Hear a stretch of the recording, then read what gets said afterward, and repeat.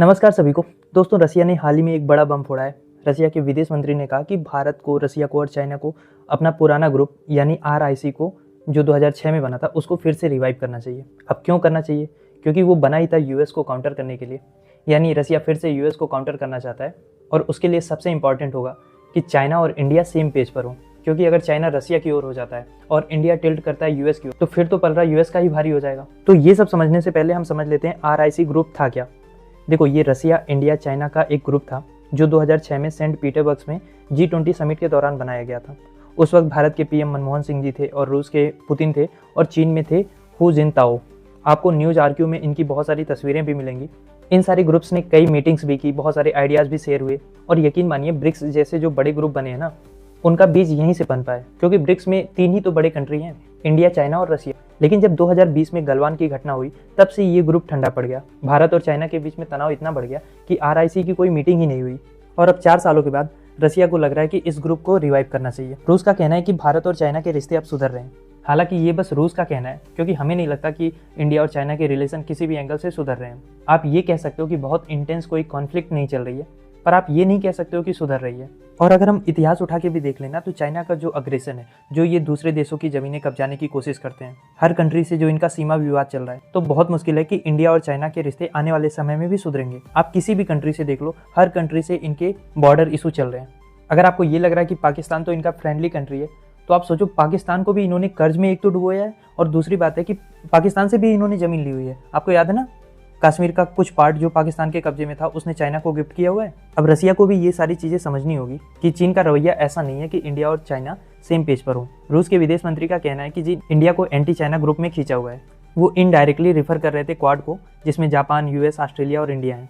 पर रसिया को ये भी दिखना चाहिए कि चाइना ने कैसे इंडियन ओशन में भारत को घेरने के लिए स्ट्रिंग ऑफ पर्ल्स वाली रणनीति पे काम किया है। एक चाइनीज मिलिट्री और कॉमर्शियल नेटवर्क स्टैब्लिश करने की कोशिश किया है इंडिया को घेरने के लिए। ऐसे में रसिया का ये कहना कि RIC ग्रुप को जिंदा करते हैं, उसको रिवाइव करते हैं, तो ये तो एक नेक्स्ट टू इम्पॉसिबल सा टास्क लगता है, जहां तक मेरी समझ आ रही है।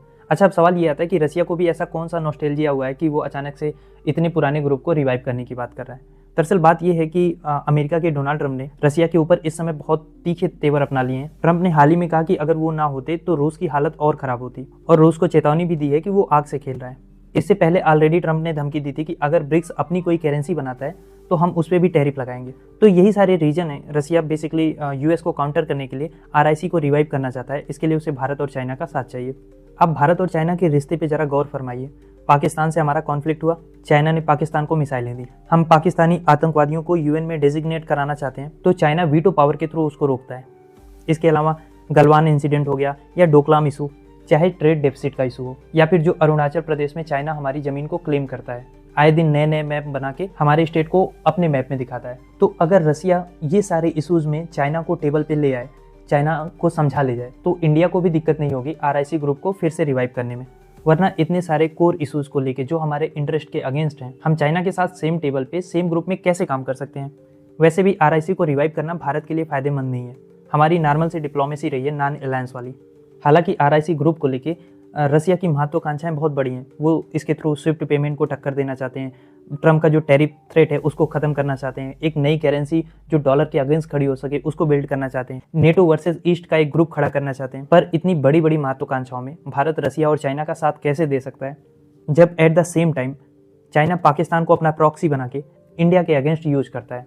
दोस्तों, इंडिया एक रीजनल पावर है, RIC तो बहुत दूर की चीज़ है। अगर हम ब्रिक्स से भी बाहर निकल जाए ना, या हम तीनों कंट्रीज में से कोई, चाहे वो रसिया हो, चाइना हो या फिर इंडिया हो, अगर ब्रिक्स से बाहर होता है तो ब्रिक्स की ताकत भी ऑलमोस्ट हाफ हो जाएगी। लेकिन भारत के लिए अभी सबसे इंपॉर्टेंट ये है कि हम अपनी सिक्योरिटी को और अपने इंटरेस्ट को सबसे प्राथमिकता दें। अभी हमारे PM ने साफ साफ कहा है कि विदेशी सामानों का यूज हमें कम करना है, तो वो इनडायरेक्टली टारगेट चाइना को ही कर रहे थे, क्योंकि चाइना से ही हमारा बहुत ज़्यादा ट्रेड डेफिसिट है। आपको याद होगा उनका वो रिमार्क की छोटी आंखों वाले गणेश, तो ऑब्वियसली वो चाइना की ही बात कर रहे थे। आप हमारी मिलिट्री स्ट्रेटजी उठा के देख लो, हम हमेशा 2.5 फ्रंट वार की तैयारी करते हैं, तो जिसमें एक फ्रंट चाइना का होता है। तो मेरा पॉइंट ये है कि हम हर कॉन्टेक्स्ट में चाइना को एज अ थ्रेट देखते हैं, एज अ राइवल देखते हैं, क्योंकि चाइना की हरकतें ही ऐसी हैं, उसकी स्ट्रेटजी ही ऐसी है। तो अब मेरा सवाल आपसे ये है कि क्या RIC को रिवाइव करना भारत के लिए सही रहेगा? आप इस बारे में क्या सोचते हो, हमें कमेंट बॉक्स में बताओ।